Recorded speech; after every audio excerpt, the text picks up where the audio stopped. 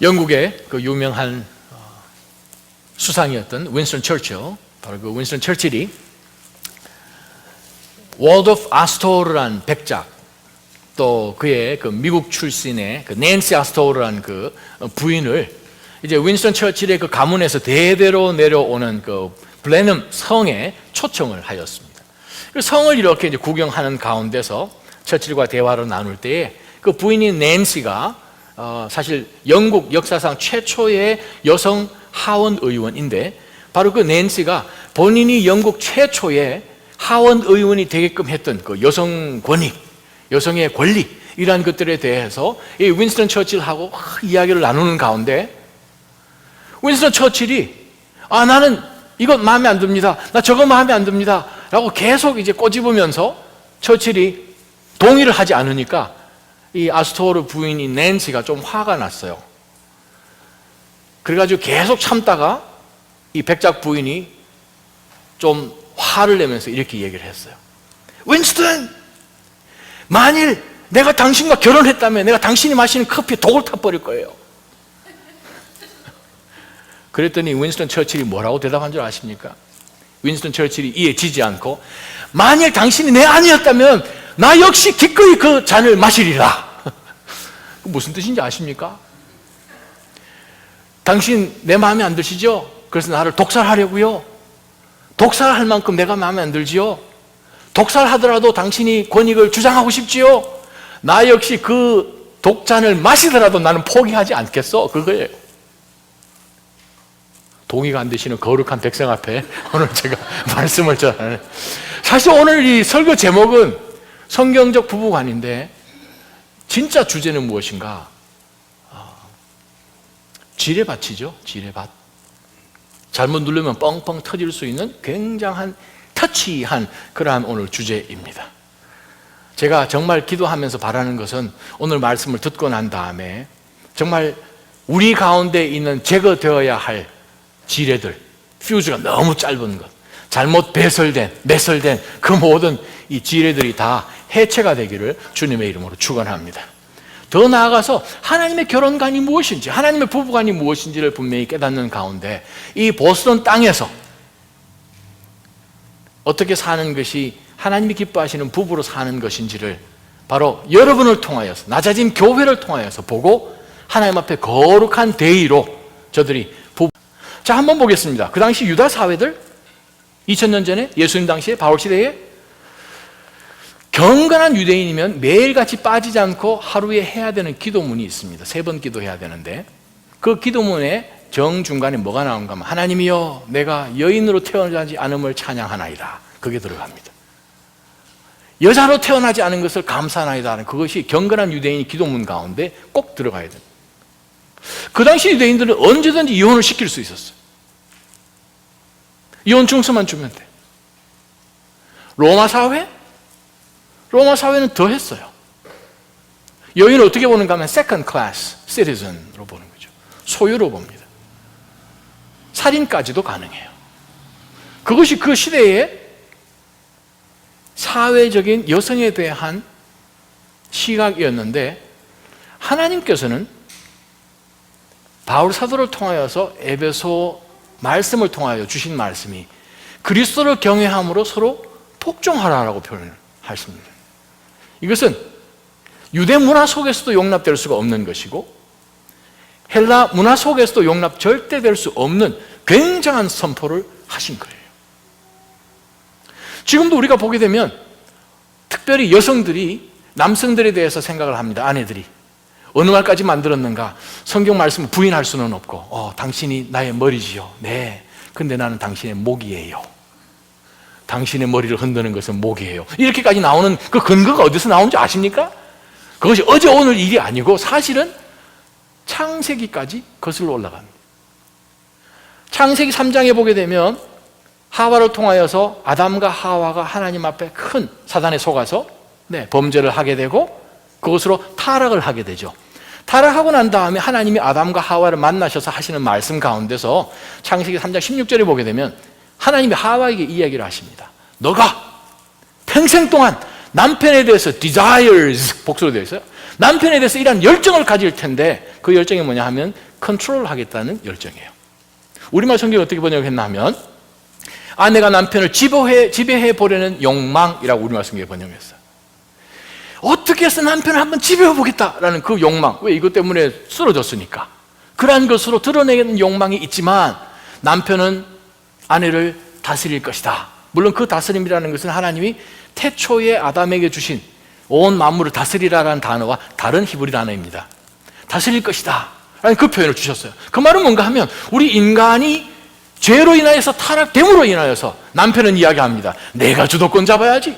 아내는 이야기합니다. 내가 당신의 목을 잡아야지 라고 이야기하면서 옥신각신 싸우는 것이 지난 수천 년 동안의 인간의 역사였다는 거예요. 그런데 무슨 일이 벌어졌습니까? 2000년 전에 예수 그리스도께서 하나님의 본체이신 하나님이 이 땅 가운데 오셔서 저희의 죄를 십자가 위에서 사해 주셨어요. 예수 그리스도, 바로 그 구원의 역사를 우리가 믿는 믿음 가운데 아멘 하고 받아들일 때 무슨 일이 벌어집니까? 성령 하나님 우리 가운데 들어오시는 거예요. 성령 하나님 우리 가운데 들어오시면 무슨 일이 벌어지는가? 죄로 인하여서 다 thwarted, 왜곡되었던 그 모든 잘못된 결혼관, 잘못된 부부관이 회복이 되는 거예요. 회복이 무엇인가? 하나님이 원래 만들어주신 에덴 동산에서 직접 하나님이 남편과 아내 아담과 하와를 전 세상 최초로 결혼을 시켜주시면서 축복해 주시고 디자인해 주신 원 부부에 대한 성경적 부부론이 회복되는 것이 성령을 통해서 일어나는 거예요. 그래서 본문의 말씀이, 오늘 나와 있는 본문의 말씀이 그냥 그 자리에 있는 것이 아니에요. 성령 충만함으로 사는 그 본문의 말씀을 우리에게 말씀을 해주시면서 그리스도 안에 새롭게 된 사람들, 성령 충만한 사람들, 내 자신이 컨트롤하지 않고 하나님이 컨트롤하는 사람의 모습 가운데서는 부부관계 속에서도 서로서로 복종하는 것이 있는 거예요. 또 부모와 자녀 가운데 관계가 달라지는 거예요. 인플로이어와 인플로이 가운데, 주인과 종 가운데, 그 당시로 보면. 그러고 난 다음에 여러분 에베소서 6장에 가면 마지막 결론에 하나님의 전신갑주가 그제서야 나옵니다. 본문의 말씀이 그냥 우연이 아니에요. 자, 오늘 본문의 말씀을 들여다보면서 과연 부부로서 살아가는 그것이 하나님의 디자인이 무엇인가? 어떻게 사는 것이 부부론인가? 우리가 21절 한번 보기를 원합니다. 첫 번째, 그리스도를 경외함으로 서로 복종하십시오 라고 말씀을 하십니다. 21절이 부부관계 속에서 가장 중심되는 원칙입니다. 대원칙이에요. 첫 번째부터 영적 교훈을 우리가 21절에 찾을 수 있습니다. 바로 그것은 무엇인가? 성경적 부부관이라는 것은 그리스도론부터 시작한다. 그리스도가 누구신지 바른 인식부터 시작하는 것이 성경적인 부부관입니다. 21절을 보니까 그리스도를 경외함으로, 여기서 중요한 말씀이 무엇입니까? 경외함으로 서로, 그 두 말이죠. 남편과 아내가 서로 복종을 하는데, 서로 복종을 하는데, 아내만 복종하는 것이 아니라 남편도 복종하는데, 그 근거가 어디에 있는가 하면 남편이든 아내든 성령의 통제함을 받는 예수 그리스도를 통하여서 하나님의 자녀가 된 거듭난 사람들로서 그리스도께서 본인으로 하여금 어떻게 해 주셨는지를 깨닫는 가운데 그리스도를 사랑하고 경외함, 그것 때문에 남편에 대하여서 그리스도께서 하신 일을 보는 거예요. 아내에 대하여서 하나님이 아내에 대해서 하신 일을 보는 거예요. 그리스도를 경외함으로 복종하는 거예요. 그것이 대원칙입니다. 마태복음 20장 28절에 보게 되면 인자 역시 섬김을 받으러 온 것이 아니라 섬기러 왔고 많은 사람을 위해 자기 목숨을 대속물로 주기 위함이라 라고 말씀을 마가복음 10장 45절 말씀처럼 하셨죠. 예수님께서 오신 것은 무엇인가? 군림하러 오신 것이 아니에요. 섬기러 오신 거예요. 인자도. 그러니 인자도 하나님의 뜻에 맞게, 아버지의 뜻에 맞게 섬기러 왔다면 이 땅 가운데 예수 그리스도를 통해서 구속받은 백성들로 그 남편으로 그 아내로 어떻게 살 것인가? 그리스도를 보니 그리스도를 위해서 내가 사는 것이고, 배우자를 보니 그리스도 때문에 배우자를 위해서 사는 그것이 대원칙이 되어서 서로 복종하는 것이 성경이 우리 가운데 주시는 하나님의 첫 번째 디자인입니다. 혹시 지금 부부끼리 같이 앉아 계십니까? 한번 옆으로 보시기 바랍니다. 보시면서 내 복종 잘할게, 한 번만 봐줘.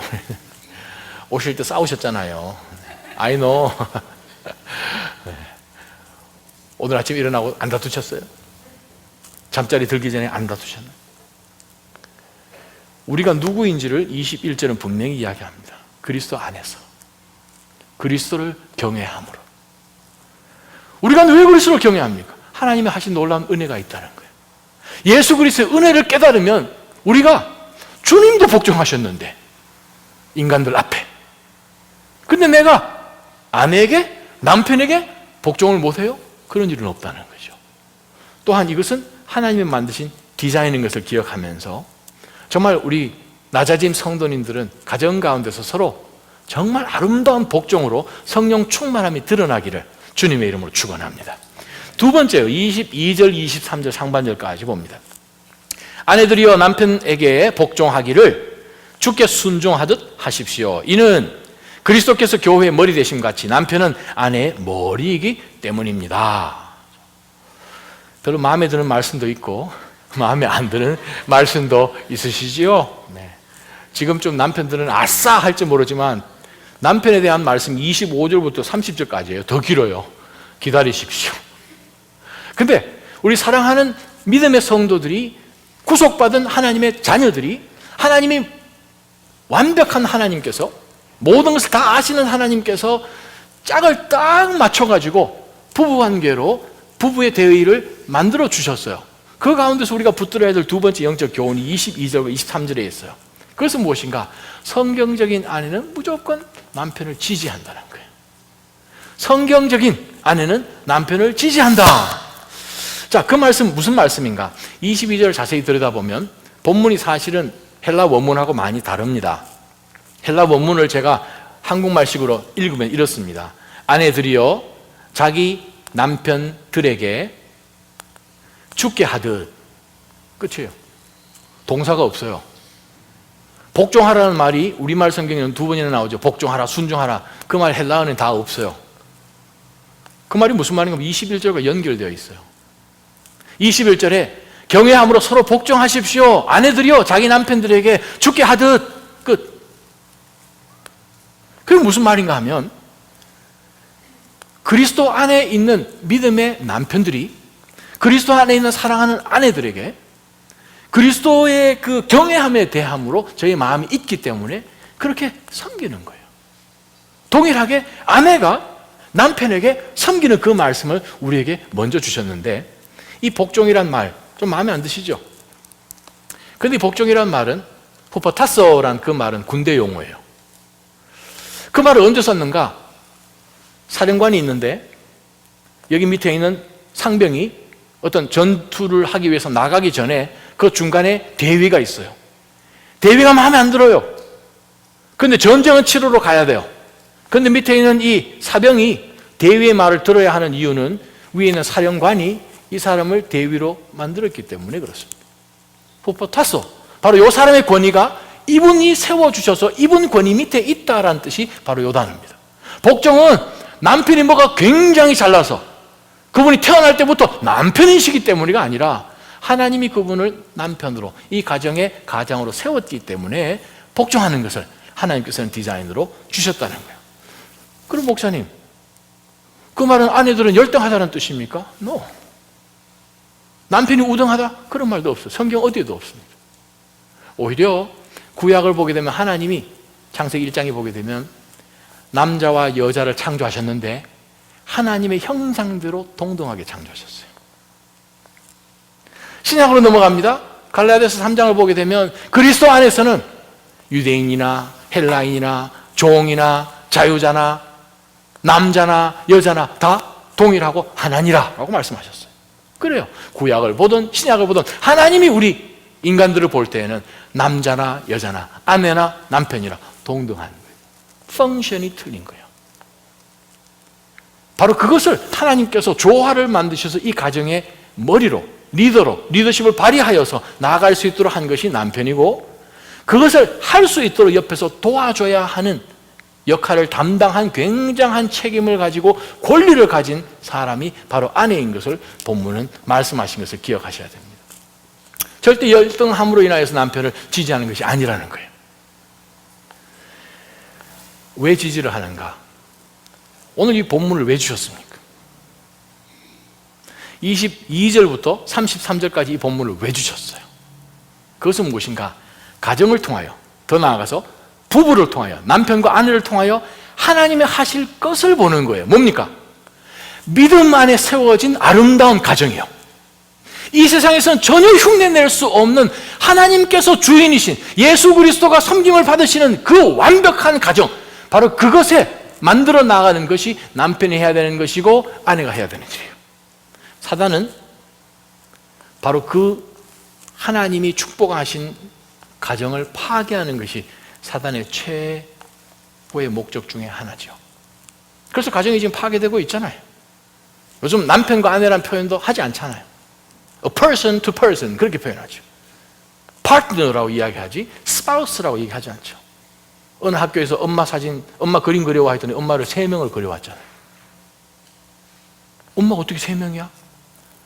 biological mom, 태어나게 해준 mom, 또 집에 살고 있는 아빠 역할 하는 엄마, 엄마 역할 하는 엄마, 때로는 그 두 사람이 또 왔다 갔다 하기도 하고, 그런 시대 가운데 가정이, 아이들이 혼돈된 가운데서 지금 살고 있는 희한한 시대에 우리가 놓여져 있습니다.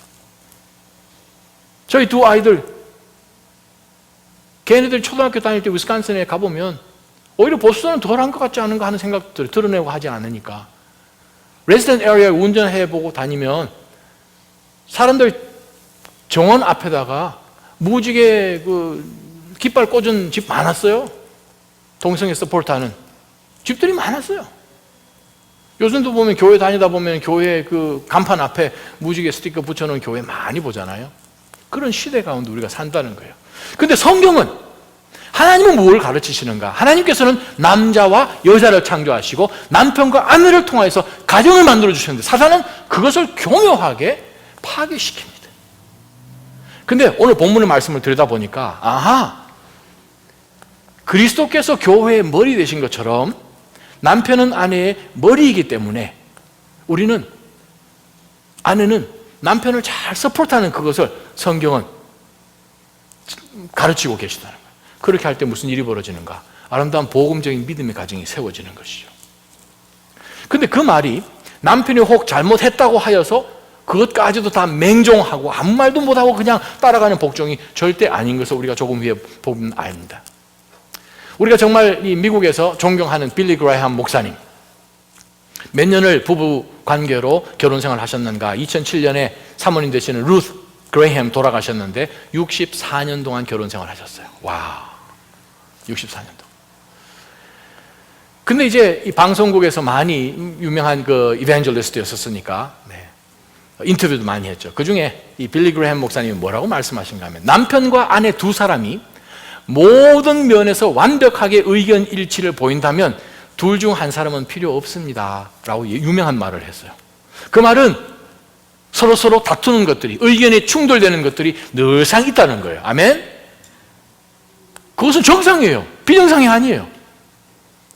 두 사람이 완벽한 의견 일치를 이룬다면 두 사람 중에 한 사람 필요 없는 거예요. 근데 하나님은 두 사람을 모아주셨기 때문에 항상 그 가운데서 무슨 일이 벌어지는가? 갈등이 벌어지죠. 그래서 이제 그 빌리 그레이엄 목사님 하신 말씀을 듣고 인터뷰하는 분이 또 짓궂게 그 루스 사모님에게 또 여쭤봤어요. 사모님, 안 싸우셨어요? 했더니, 아이고, 저희들 많이 싸웠어요. 그랬더니 이제 원하는 답을 얻었다고 생각을 하고, 그러면 사모님, 빌리 그레이엄 목사님하고 싸우실 때 이혼해야 되겠다라고 생각을 해본 적은 없으세요? 했더니 예상과 달리 이혼은 생각해 보지 않았어요. 근데 살인은 생각 많이 해봤어요. 뭐를! 그거는 생각 많이 해봤다는 거예요. 얼굴이 어두워지죠? 그래요. 완벽하지 않습니다. 연약한 부분들이 있어요. 그러나 그리스도를 바라보면서 그리스도가 우리의 모든 면에 있어서 완벽한 롤 모델이십니다. 아멘? 남편들도 예수 그리스도를 바라봐야 되는 것이고 아내들도 예수 그리스도를 왜? 우리가 남편들과 아내된 이유가 무엇입니까? 우리가 이 땅 가운데 태어나고 구속받은 이유가 무엇입니까? 그리스도 때문에 우리가 존재하는 거예요. 그리스도 때문에 우리가 부부가 있는 것이고 그리스도 때문에 우리 가정이 있는 것이고 자녀를 주신 것이고 하나님 나라를 소망하면서 복음 위에 서 있는 가정을 만들어 나가는 것이 하나님의 원 오리지널 플랜이었다는 거예요. 그것을 어떻게 이루어지는가? 아내가 해야 되는 것. 남편을 도와주지 못하면 남편 혼자 절대 못합니다. 또한 남편도 그리스도 안에서 아내의 도움을 받지 않고 혼자 다 가르치면 절대 그 가정은 이루어질 수가 없는 것입니다. 세 번째 말씀을 보세요.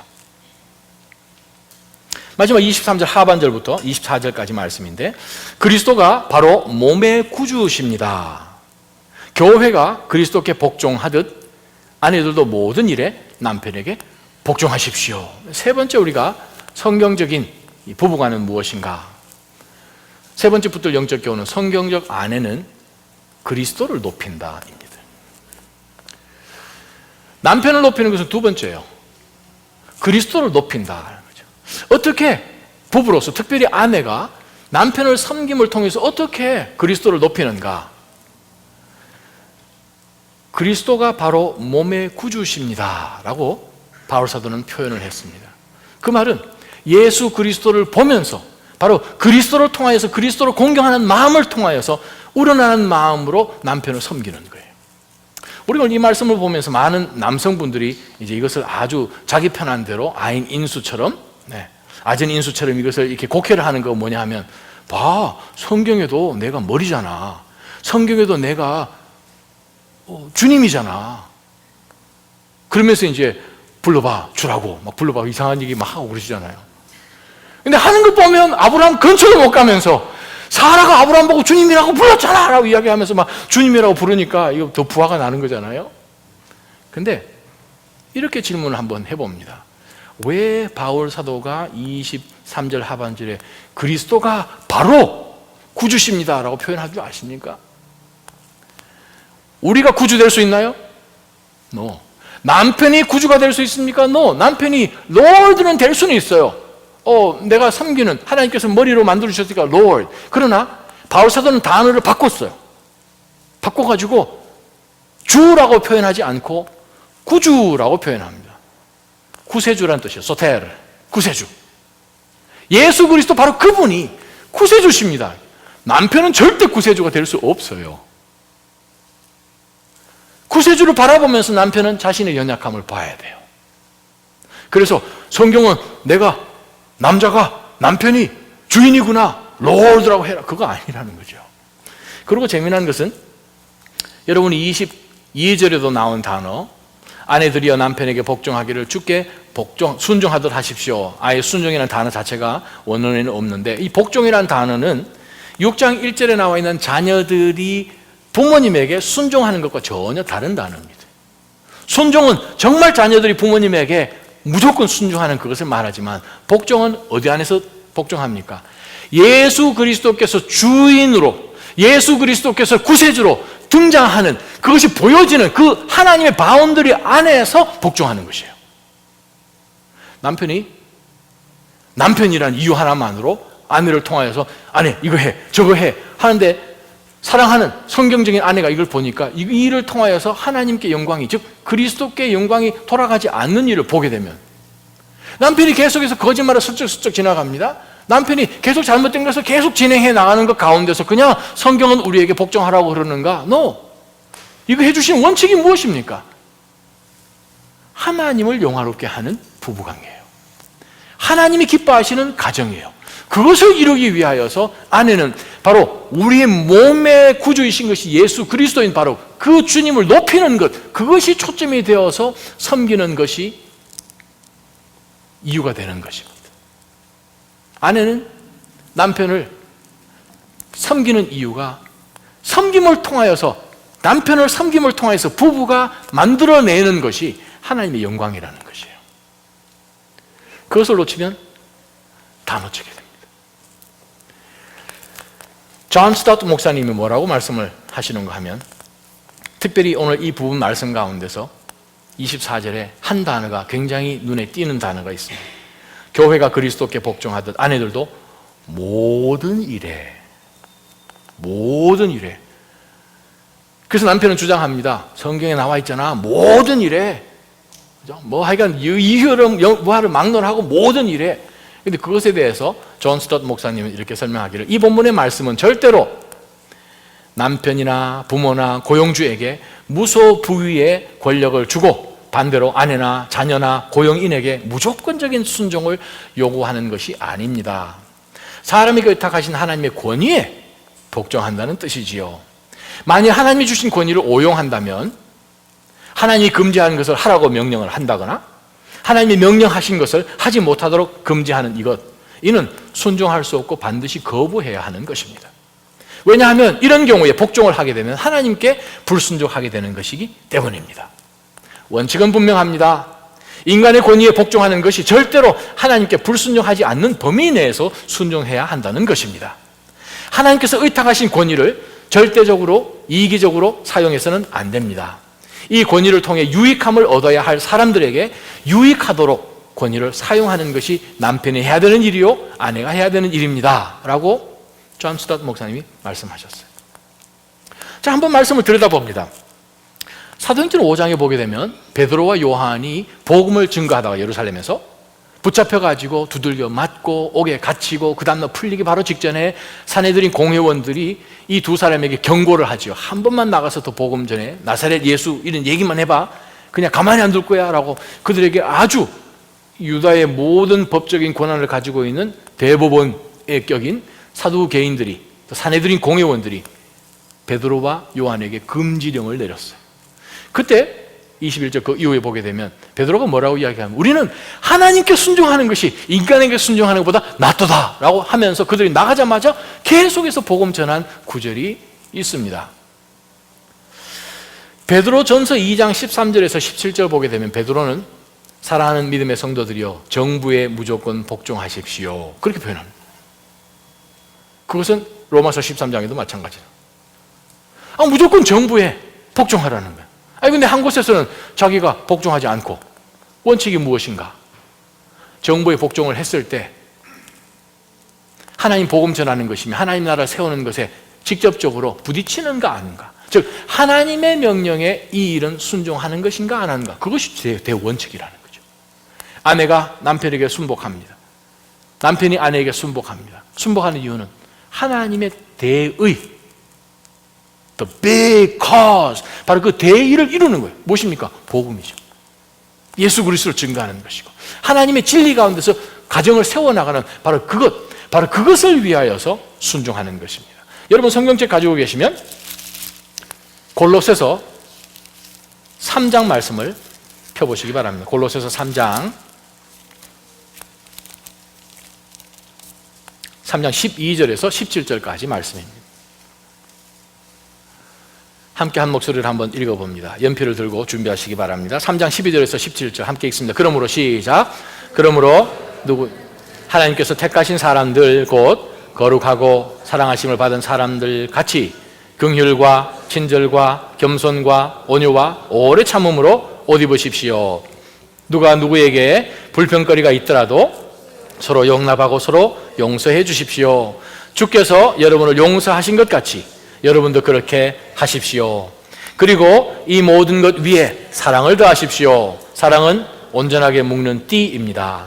그리스도의 평강이 여러분의 마음을 지배하게 하십시오.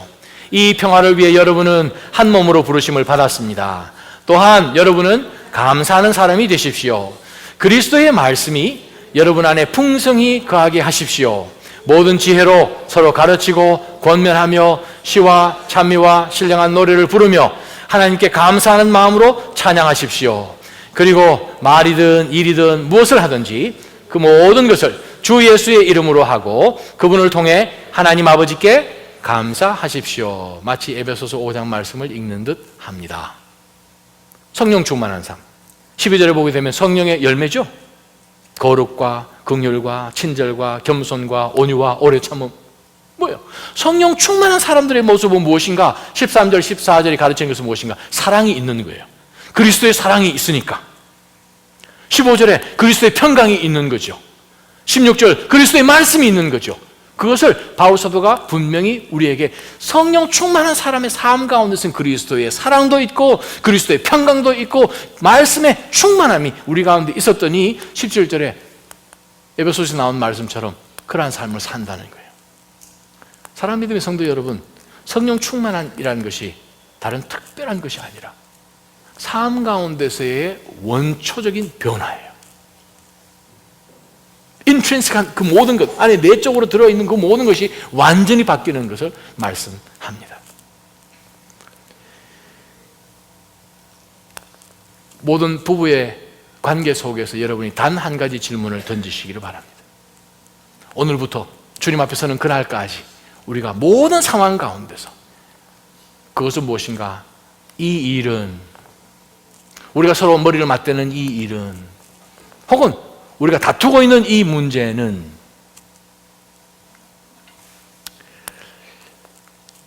그리스도께서 높임을 받으시는가? 그거예요. 바로 이 일을 통해서 그리스도께서 높임을 받으시는가? 그것 하나가 우리의 모든 부부관계 속에서의 문제들의 척도입니다. 내가 왜 이렇게 목소리를 높이는가? 내가 내 주장을 왜 하는가? 그리스도께서 높임을 받으시는가? 아니면 나를 높이려고 하는가? 하는 것 가운데서 오늘 말씀을 들여다볼 때에 믿음의 사람들은 믿음으로 살아야 되는 것을 말씀하십니다. 2005년 5월 31일, 지금으로부터 10년 전이죠. 기네스북 협회가 굉장한 발표를 했습니다. 1925년 6월 1일 결혼한 영국 사람인 펄시 에러스미스가, 또 그 아내 플로렌스 에러스미스가 결혼 기간 부문에 있어서 전 세계 신기록을 세운 거예요. 몇 년 동안 결혼 생활을 하셨나? 80년이요. 와, 이렇게 너무 지겹다 생각하십니까? 80년 신기록을 세웠어요. 그래서 5월 30일 날 거기서 발표하고 난 다음에 6월 1일 날 BBC에서 이 두 부부를 결혼기념일 그 파티도 참석을 하고 인터뷰를 했습니다. 그 인터뷰 가운데서 이 남편에게 질문을 했더니 남편이 뭐라고 이야기를 하는 거니? 우리는 정말 하나님의 축복을 받은 부부라고 생각합니다. 신기한 것은 우리 두 사람 아직도 사랑한다는 겁니다. 와우. 그 남편이 105세, 아내가 100세요. 와. 근데 그분이 우리가 아직까지 서로를 사랑한다는 거예요. 이거 얼마나 감동이에요, 여러분. 너무 신기해서 BBC 방송에 그 인터뷰하는 사람이 이제 그 플로렌스에게 질문을 했어요. 싸우지는 않으셨어요? 했더니 이제 플로렌스 그 부인이 이렇게 대답을 했습니다. 남들처럼 우리 부부도 가끔 다퉜죠. 하지만 우리 부부는 화가 난 채로 잠자리에 든 적이 없습니다. 화를 풀고 문제를 해결한 뒤 꼭 껴안은 채 잠듭니다. 비웃지 마시고. 그 마지막에 이 플로렌스 부인이 뭐라고 이야기하는가 하면, 행복한 결혼 생활을 위해서는 배우자에게 사랑한다 라는 그 말보다도 미워하다 라는 그 말하는 것을 두려워하지 마십시오. 자기 미안해, 그 말하는 것을 두려워하지 말라는 거예요. 왜 그렇습니까? 그 말한다고 자기가 깎이지 않아요. 오히려 세워지고 그 말을 통하여서 겸손한 리더십이 나오는 거예요.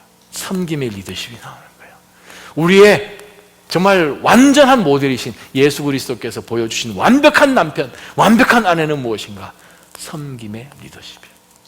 사랑하는 아침 성도 여러분, 여러분들을 통해서 남자가 무엇인지, 남편이 무엇인지, 여자가 무엇이고 아내가 무엇인지를 분명히 깨닫고, 여러분에게 오늘부터 전화가, 카톡이 정말 빗발치듯 와서 어떻게 살아야 되는겨? 질문하는 것 가운데 여러분이 정말 그걸 통해서 그리스도가 영광 받으십니까? 라는 그 질문으로 정말 대답해주고 그러한 삶을 살기를 주님의 이름으로 축원합니다. 기도하십시다.